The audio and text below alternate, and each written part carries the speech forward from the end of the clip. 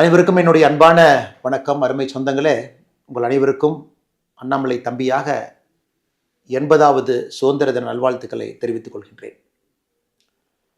அருமை சொந்தங்களே, நம்ம வீதி லீடர்ஸ் இயக்கத்தினுடைய தன்னார்வ பெருமக்களே, நாளை 80வது சுதந்திர தின நாளில் தமிழகத்தில் கிராம சபை கூட்டங்கள் அனைத்து இடத்திலும் கூட காலை 10 மணியிலிருந்து நடக்க இருக்கிறது. 12,525 கிராமங்களில் கிராம சபை கூட்டம் நடக்க இருக்கு.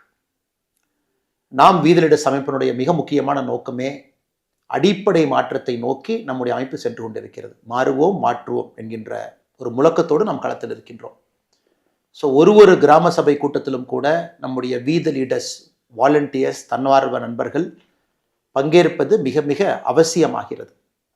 நாளை நடக்க இருக்கக்கூடிய கிராம சபை கூட்டத்தில் உங்கள் ஊரில் இந்த 12,525 கிராம சபையில் நீங்கள் வர்றீங்கன்னா கண்டிப்பாக நீங்கள் பங்கேற்க வேண்டும் என்று அன்போடு கேட்டுக்கொள்கின்றேன். உங்களோடு உள்ளூர்காரங்களையும் கூட்டிகிட்டு போங்க. மிக முக்கியமாக பெண்கள் அழைச்சிக்கிட்டு போங்க, இளைஞர்கள் அழைச்சிக்கிட்டு போங்க, பிற்படுத்தப்பட்ட மக்கள் எல்லோரையும் கூட்டிகிட்டு போங்க, பட்டியலின சகோதர சகோதரிகளை கூட்டிகிட்டு போங்க. கிராம சபை கூட்டத்தில் பங்கேறுங்க. இந்த கிராம சபை கூட்டத்தை பொறுத்தவரை நம்முடைய அமைப்பில் பங்கேற்கக்கூடியவர்கள் அது அரசியல் மேடையாக, ஒரு போட்டி பொறாமையில் சண்டை போடக்கூடிய தளமாக நாம் எப்பொழுதும் பயன்படுத்த மாட்டோம். கிராமப்புறத்தினுடைய ஆரோக்கியமான வளர்ச்சிக்காக அதை பயன்படுத்துவது நம்முடைய நோக்கம். இன்னைக்கு ஒரு கிராம சபை கூட்டத்தில் நம்மால் என்ன செய்ய முடியும்? நிறைய விஷயங்கள் செய்யலாம். நாளைக்கு மாநில அரசு பார்த்தீங்கன்னா, நாளை நடக்க இருக்கக்கூடிய கிராம சபை கூட்டத்திற்கு 10 அஜெண்டா கொடுத்துருக்குறாங்க. 10 விஷயங்கள் கண்டிப்பாக பேசணும் அப்படின்னு. முதல் விஷயம் பார்த்தீங்கன்னா, அந்த கிராம சபையினுடைய கடந்த ஆண்டினுடைய பொது நிதியிலிருந்து எடுக்கப்பட்ட வரவு செலவு, என்ன பணம் செலவு பண்ணியிருக்காங்க, வரவு செலவு என்ன பண்ணியிருக்காங்க.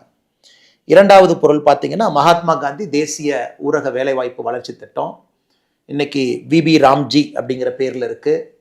அது எவ்வளவு மேண்டேஸ் கிரியேட் பண்ணியிருக்கிறாங்க, மக்கள் சக்தி எவ்வளோ பயன்படுத்தியிருக்கிறாங்க, அதனுடைய கணக்கு வழக்குகள் கிராம சபை கூட்டத்தில் பொதுவாக மக்களிடம் ஒப்படைக்கப்பட வேண்டும். அதே போல் மூன்றாவது பொருள் பார்த்தீங்கன்னா, தூய்மையான குடிநீர் விநியோகிக்கணும். ஒரு கிராமத்தில் இருக்கக்கூடிய நீர்த்தேக்க தொட்டிகள் எல்லாம் மாதத்துக்கு 2 முறை சுத்தம் பண்ணணும். ஸோ மாநில அரசு சொல்லியிருக்கிறது, ஒரு மாதத்துலேயும் 5ஆம் தேதி 20ஆம் தேதி சுத்தம் பண்ணணும் அந்த குடிநீர் தொட்டியை. அதெல்லாம் சரியான முறையில் சுத்தம் பண்ணியிருக்காங்களா, அதுவும் கூட கிராம சபை கூட்டத்தில் அக்கௌண்ட் கொடுக்கணும்.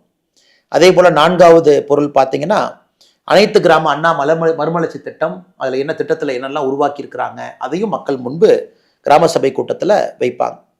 அதில் குறிப்பாக அந்த திட்டத்தை நீங்கள் எடுத்துக்கிட்டிங்கன்னா, அதுலேயே சிறு பாசன குளங்கள், ஏரிகள் புதுப்பிப்பது. இன்னைக்கு நம்ம நிறைய இடத்துல வீதி லீடர்ஸில் பேசுகிறோம். உள்ளூர் ஏரிகள்லாம் நம்ம சுத்தம் பண்ணணும், தண்ணி கொண்டு வரணும், லிஃப்ட் இரிகேஷன் ஸ்கீமை மாநில அரசுக்கு ப்ரப்போஸ் பண்ணணும். உபரி தண்ணீர் ஒரு ஆற்றுல போகுது, அமராவதியில், காவிரியில், தாமிரபரணியில், எல்லா ஆற்றுலையும் போகுது, வைகையில் போகுதுன்னு அந்த தண்ணியை உள்ளூரில் இருக்கக்கூடிய குளங்களுக்கு கொண்டு வரணும். நம்ம பல இடத்துல பேசுகிறோம். அதையெல்லாம் கிராம சபையில் தீர்மானமாக போடுவதற்கு நாளைக்கு ஒரு பெரிய வாய்ப்பு. ஸோ உள்ளூர் ஒரு திட்டத்தில் கிராமப்புறத்தினுடைய வளர்ச்சிக்கு நீர்த்தேக்க குளங்கள் அதை நம்ம பண்ணணும், செப்பனிடணும், அடுத்த கட்டம் எடுத்துகிட்டு போகணும்னா இதையெல்லாம் நீங்கள் நம்முடைய வீதி லீடர்ஸ் ஆர்கனைசேஷன் சார்பாக தீர்மானமாக போடுவதற்கு நாளைக்கு ஒரு பெரும் முயற்சி எடுங்க. அதுவுமே அவங்களும் ஒரு தீர்மானமாக வச்சிருக்கிறாங்க. கிராம சபை கூட்டத்தில் சிறுபாசன குளங்கள் மற்றும் ஏரிகள் புதுப்பித்தல் பற்றி பேசுங்க அப்படின்னு.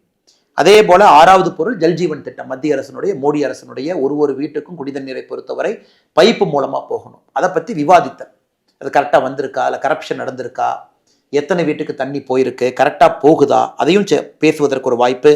ஸ்வச்ச பாரத் பொருள் 7 தூய்மை பாரத திட்டம், கிராமத்தில் எந்த அளவுக்கு ஸ்வச்ச பாரதத்தை, தூய்மை பாரத் திட்டத்தை கொண்டு வந்திருக்கிறாங்க, அதையும் பேசுவதற்கு நாளைக்கு ஒரு வாய்ப்பு.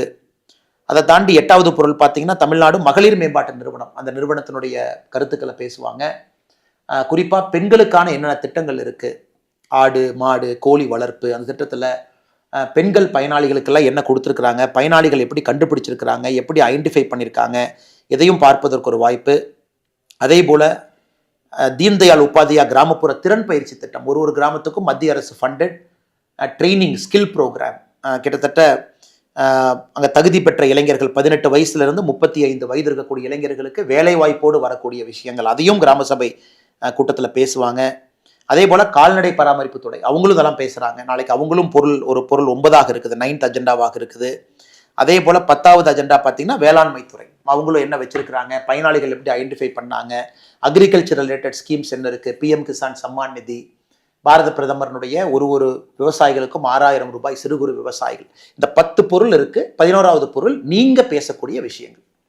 அதனால நம்ம எத்தனையோ விஷயங்களை பேசுறோம், ஆக்கப்பூர்வமா பேசுறோம். ஒரு பக்கம் நம்மளுடைய அமைப்பு நீங்கெல்லாம் கடுமையாக உழைத்து மாற்றத்தை கொண்டு வருவது ஒரு பக்கம். இன்னொரு பக்கம் கிராமத்தை நீங்க அந்த பிரச்சனையை எடுத்து பேசி மக்களை ஒருங்கிணைச்சு கிராம சபைக்குள்ள அதை விவாதம் செய்து அதை நீங்க ஒரு அஜெண்டாவா கொண்டு வந்து அதை எல்லோரையும் கையெழுத்து போட வச்சு அதை நீங்கள் ஒரு ப்ரொப்போசலாக கூட கவர்மெண்ட்டுக்கு அனுப்புவதற்கு ஒரு பெரிய வாய்ப்பு. இதில் பார்த்தீங்கன்னா நிறைய மத்திய அரசினுடைய திட்டங்கள் இருக்குது, நிறைய மாநில அரசினுடைய திட்டங்கள் இருக்குது. நம்முடைய அமைப்பை பொறுத்தவரை மாநில அரசு மத்திய அரசு 2 அரசினுடைய திட்டத்தை முழுமையாக மக்கள்கிட்ட எப்படி கொண்டு போய் சேர்த்துறது அப்படிங்கிறதுக்காக நம்ம முயற்சி எடுத்து வேலை செய்து கொண்டிருக்கின்றோம்.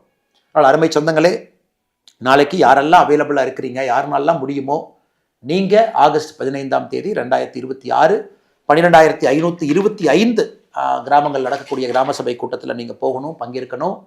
ஆக்கப்பூர்வமான விவாதங்களை வீதிலிட அமைப்பு மூலமாக நீங்கள் முன்னெடுக்க வேண்டும் என்று அன்போடு கேட்டுக்கொள்கின்றேன். அதே நேரத்தில் கோரம் இருக்குது. ஒரு கிராம சபைக்கும் குறைஞ்சபட்சம் எவ்வளோ மக்கள் வந்தால் தான் நம்ம தீர்மானம் போட முடியும். இப்போ 500 பேர் இருக்கக்கூடிய ஊராட்சி மக்கள் தொகை 500 பேர் இருக்காங்கன்னா 50 பேர் குறைந்தபட்சம் கிராம சபையில் பங்கேற்கணும். 501 3000 பேர் இருக்காங்க அப்படின்னா குறைஞ்சபட்சம் 100 பேர் பங்கேற்கணும். 3001 10,000 பேர் இருக்கிறாங்கன்னா குறைஞ்சபட்சம் 200 பேர் பங்கேற்கணும். 10,000 பேர்த்துக்கு மேலே இருக்கிறாங்கன்னா குறைஞ்சபட்சம் 300 பேர் பங்கேற்கணும். இதை நம்ம இதை கோரம்னு சொல்கிறோம், குறைவன் வரம்பு. இது இருக்கும் பொழுது மட்டும்தான் நம்ம ஒரு தீர்மானமாக அதை கொண்டு வர முடியும். அதனால் பெரிய எண்ணிக்கையில் மக்கள்கிட்ட நீங்கள் சொல்லி கூட்டிகிட்டு போங்க. அதில் கண்டிப்பாக 1/3 33% நம்முடைய சகோதரிகள், பெண்கள், தாய்மார்கள் இருக்கணும். அதே போல் SC ST அன்பு சொந்தங்கள் அவங்களும் பெருமளவில் அதை பங்கேற்கணும். இளைஞர் பெருமக்கள் பெருமளவில் பங்கேற்கணும். அதனால் அந்த கிராம சபை கூட்டத்தை ஆக்கப்பூர்வமாக நீங்கள் பயன்படுத்தி ஊரினுடைய பிரச்சனையை முன்வைப்பதற்கும் அந்த ஊருக்கு அரசு செய்திருக்கக்கூடிய வேலைகளை நீங்கள் பார்ப்பதற்கும், பொதுவாக மக்கள் நீங்கள்லாம் சேர்ந்து அக்கௌண்ட்ல இருந்து செலவு செய்யப்பட்டிருக்கக்கூடிய கணக்கிலிருந்து திட்டங்கள் எப்படி வந்திருக்குன்னு பார்ப்பதற்கெல்லாம் ஒரு வாய்ப்பு. இதை நீங்கள் முழுமையாக பயன்படுத்தி கொள்ள வேண்டும் என்று கேட்டுக்கொள்கின்றேன். அதே நேரத்தில் நம்முடைய பாரத பிரதமர் ஐயா மோடி அவர்கள் எல்லா வருடமும் போல இந்த ஆண்டும் கூட ஒரு வீட்டிலும் மூவர்ண கொடி, அதை ஹர்ஹர் திரங்கா சொல்லியிருக்கிறாங்க.